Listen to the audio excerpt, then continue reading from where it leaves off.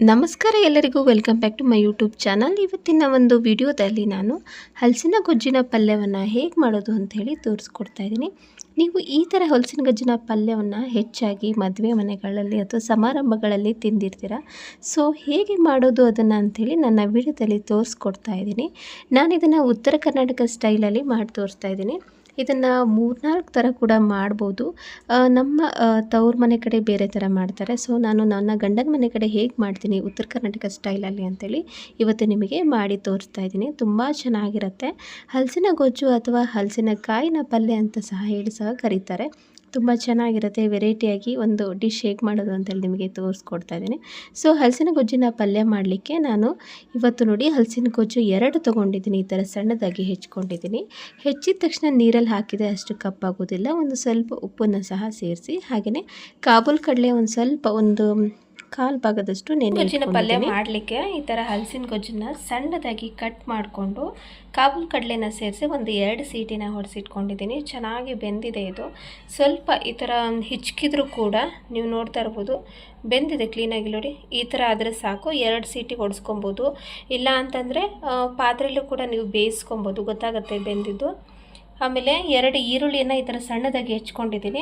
1 tomato medium ಗಾತ್ರದ 1 ಟೊಮೆಟೊವನ್ನು ಸಣ್ಣದಾಗಿ ಹೆಚ್ಕೊಂಡಿದ್ದೀನಿ ಒಗ್ಗರಣೆ ಹಾಕಲಿಕ್ಕೆ. ಸ್ವಲ್ಪ ಕೊತ್ತಂಬರಿ ಸೊಪ್ಪು, ಇದು ಬಂದುಬಿಟ್ಟು ಮಿಕ್ಸರ್ಗೆ ಹಾಕಲಿಕ್ಕೆ, ಅಂದರೆ ಪೇಸ್ಟ್ ಮಾಡ್ಕೊತೀನಿ ನಾನು ಮಸಾಲೆ. ಸೊ ಅದಕ್ಕೊಂದಿಷ್ಟು ಕೊತ್ತಂಬರಿ ಸೊಪ್ಪನ್ನ ತೊಗೊಂಡಿದ್ದೀನಿ. ಒಂದು ಸ್ವಲ್ಪ ಕೊಬ್ಬರಿ, ಸ್ವಲ್ಪ ಚಕ್ಕೆ, 1 ಏಲಕ್ಕಿ, ಸ್ವಲ್ಪ ಜೀರಿಗೆ, 3 ಲವಂಗ, ಹಾಗೆಯೇ 1 ಬೆಳ್ಳುಳ್ಳಿ, ಸ್ವಲ್ಪ ಶುಂಠಿಯನ್ನು ಈ ಥರ ಹೆಚ್ಕೊಂಡಿದ್ದೀನಿ. ಇದಿಷ್ಟನ್ನು ಒಂದು ಪೇಸ್ಟ್ ಮಾಡ್ಕೊಬೇಕಾಗತ್ತೆ ನಾವು ಕೊತ್ತಂಬರಿ ಸೊಪ್ಪು ಹಾಕಿ. ಇವಿಷ್ಟು ಇಂಗ್ರೀಡಿಯೆಂಟ್ಸ್ನ ಬಳಸಿ ನಾವಿವತ್ತು ಹಲಸಿನಕಾಯಿ ಗೊಜ್ಜಿನ ಪಲ್ಯವನ್ನು ಮಾಡೋಣ. ಹಲಸಿನ ಗೊಜ್ಜಿನ ಪಲ್ಯಕ್ಕೆ ಇವತ್ತು ನಾನು ನಾರ್ಮಲ್ ಆಗಿರುವಂಥ ಖಾರದ ಪುಡಿನ ಹಾಕ್ತಾ ಇಲ್ಲ ಅಥವಾ ಹಸಿಮೆಣಸಿನ್ಕಾಯಿನ ಹಾಕ್ತಾ ಇಲ್ಲ. ನಮ್ಮ ಉತ್ತರ ಕರ್ನಾಟಕದ ಕಡೆ ನಾವು ಈ ಥರ ಮಸಾಲೆ ಖಾರ ಅಂಥೇಳಿ ಕೂಡಿಸ್ತೀವಿ. ಇದಕ್ಕೆ ಎಲ್ಲ ಥರ ಒಂದು ನಾವು ಏನು ಮಸಾಲೆ ಪದಾರ್ಥಗಳನ್ನ ಸೇರಿಸಿ ಈ ಥರ 3 ತಿಂಗಳಿಗೆ ಅಥವಾ 6 ತಿಂಗಳಿಗೆ ಆಗಷ್ಟು ನಾವು ಸ್ಟೋರ್ ಮಾಡಿ ಇಟ್ಕೊತೀವಿ. ಇದಕ್ಕೆ ನಾವು ಚಕ್ಕೆ, ಲವಂಗ, ಯಾಲಕ್ಕಿ, ಕೊತ್ತಂಬರಿ ಸೊಪ್ಪು, ಈರುಳ್ಳಿ, ಹಾಗೆಯೇ ನಾವು ಮಸಾಲೆ ಪದಾರ್ಥಕ್ಕೆ ಮಟನ್ ಸಾರಿಗೆ ಏನೇನೆಲ್ಲ ಸೇರಿಸ್ತೀವಲ್ಲ ಮಸಾಲೆ, ಅದನ್ನೆಲ್ಲ ಸಹ ಹುರಿದುಬಿಟ್ಟು ಈ ಥರ ನಾವು ಖಾರದ ಪುಡಿಗೆ ಸೇರಿಸ್ತೀವಿ. ಇದನ್ನು ನಾವು ಮಸಾಲೆ ಖಾರ ಅಂತ ಹೇಳ್ತೀವಿ. ತುಂಬ ಟೇಸ್ಟಿಯಾಗಿರುತ್ತೆ. ಹಾಗೆಯೇ ಮಸಾಲೆ ಖಾರವನ್ನು ಹೇಗೆ ಮಾಡೋದು ಅಂತ ಹೇಳಿ ಕೂಡ ನಿಮಗೆ ಒಂದು ರೆಸಿಪಿಯನ್ನು ಸಪ್ರೇಟಾಗಿ ತೋರಿಸ್ತೀನಿ.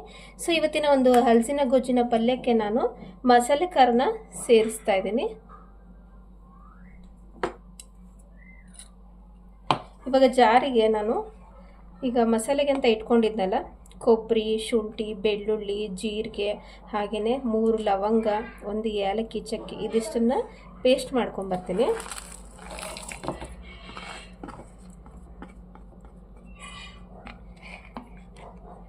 ಸ್ವಲ್ಪ ಕೊತ್ತಂಬರಿ ಸೊಪ್ಪು. ಪಲ್ಯ ಮಾಡಲಿಕ್ಕೆ ಒಂದು ಫ್ರೈಯಿಂಗ್ ಪ್ಯಾನ್ ಅಥವಾ ಒಂದು ಪಾತ್ರೆಗೆ ಒಂದು 2-3 ಚಮಚದಷ್ಟು ಎಣ್ಣೆನ ಬಿಸಿ ಮಾಡ್ಕೊಳ್ಳೋಣ. ನಾನಿವಾಗ ಹಲಸಿನ ಗೊಜ್ಜನ್ನ ಸಿಟಿ ಹೊಡೆಸ್ಕೊಂಡಿದ್ದೀನಿ. ನೀವು ಬೇಕಾದರೆ ಸಪ್ರೇಟಾಗಿ ಒಂದು ಪಾತ್ರೆಯಲ್ಲಿ ಸಹ ನೀವು ಕುದಿಸ್ಕೊಬೋದು. ಕಾಬೂಲ್ ಕಡಲೆ ಹಾಗೆಯೇ ಹಲಸಿನ ಗೊಜ್ಜು ಚೆನ್ನಾಗಿ ಬೇಯಬೇಕಾಗತ್ತೆ. ಸೊ ಒಂದು 2 ಸೀಟಿ ಆದರೆ ಸಾಕಾಗುತ್ತೆ. ಪಾತ್ರೆಯಲ್ಲಿ ಸಹ ಕುದಿಸ್ಕೊಬೋದು. ಇವಾಗ ಎಣ್ಣೆ ಕಾದಿದೆ, ಸಾಸಿವೆ ಹಾಕೋಣ. ಸ್ವಲ್ಪ ಸಾಸಿವೆ,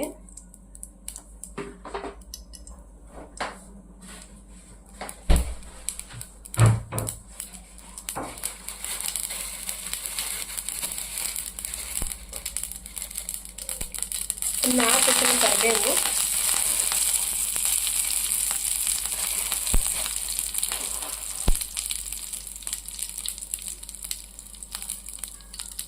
ಹೆಚ್ಚಿಟ್ಕೊಂಡಿರುವಂಥ ಈರುಳ್ಳಿ ಹಾಕೋಣ.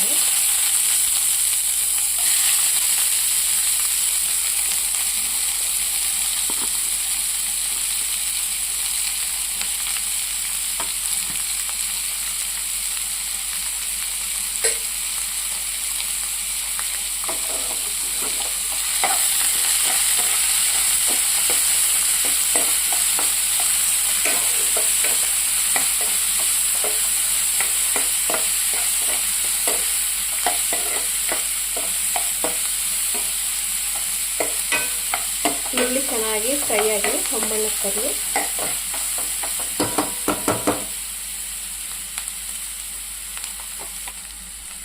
ಅರ್ಧ ಚಮಚದಷ್ಟು ಅರಿಶಿಣ ಪುಡಿ,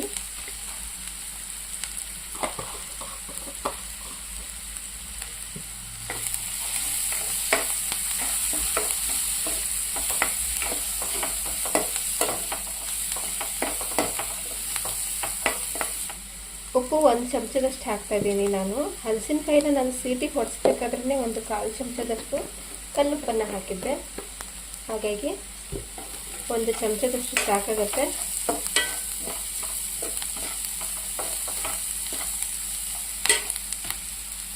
ಸ್ವಲ್ಪ ಟೊಮೆಟೊ ಹಣ್ಣು,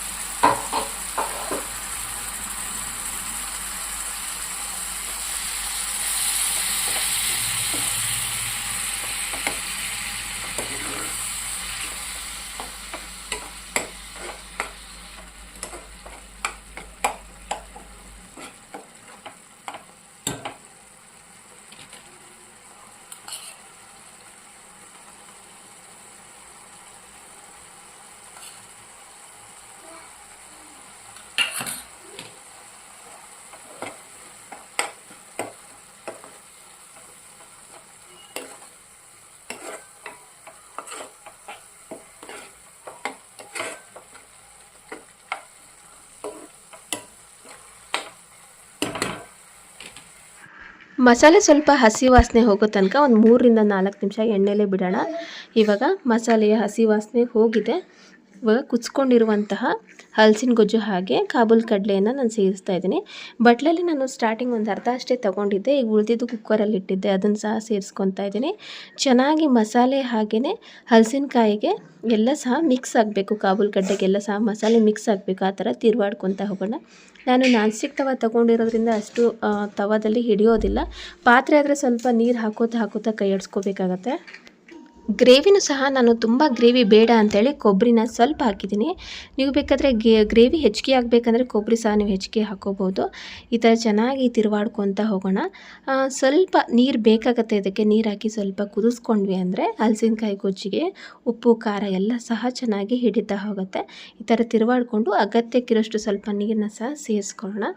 ಪಲ್ಯ ಮಾತ್ರ ತುಂಬ ಚೆನ್ನಾಗಾಗತ್ತೆ. ಇನ್ನು ನಾನು 2-3 ಥರ ಸಹ ಮಾಡ್ತೀನಿ ಅಂತ ಹೇಳಿದ್ನಲ್ಲ, ಇದೇ ಪಲ್ಯವನ್ನು ನಾವು ಹಸಿ ಖಾರದಿಂದ ಸಹ ಮಾಡ್ಬೋದು. ಹಸಿ ಖಾರ ಅಂದರೆ ಹಸಿಮೆಣ್ಸಿನ್ಕಾಯಿ ಕೊಬ್ಬರಿ ಪೇಸ್ಟ್ ಮಾಡ್ಕೊಂಡ್ವಲ್ಲ, ಅವಾಗೇ ಒಂದು 5 ರಿಂದ 6 ಹಸಿಮೆಣ್ಸಿನ್ಕಾಯಿ ಸಹ ಸೇರಿಸ್ಕೊಂಡು ಮಾಡ್ಬೋದು.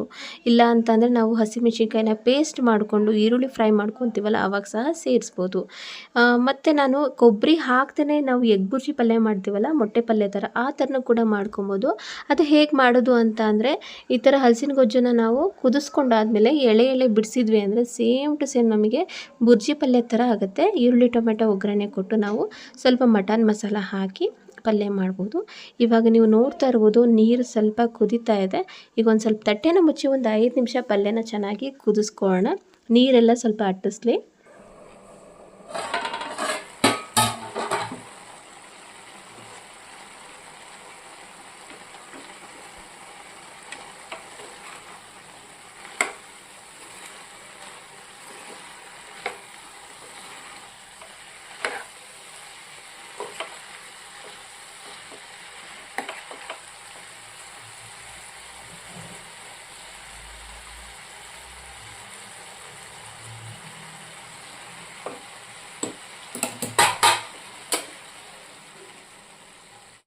ನೋಡಿದ್ರಲ್ಲ, ರುಚಿಯಾಗಿರುವಂತಹ ಹಲಸಿನ ಗೊಜ್ಜಿನ ಪಲ್ಯ ರೆಡಿಯಾಗಿದೆ.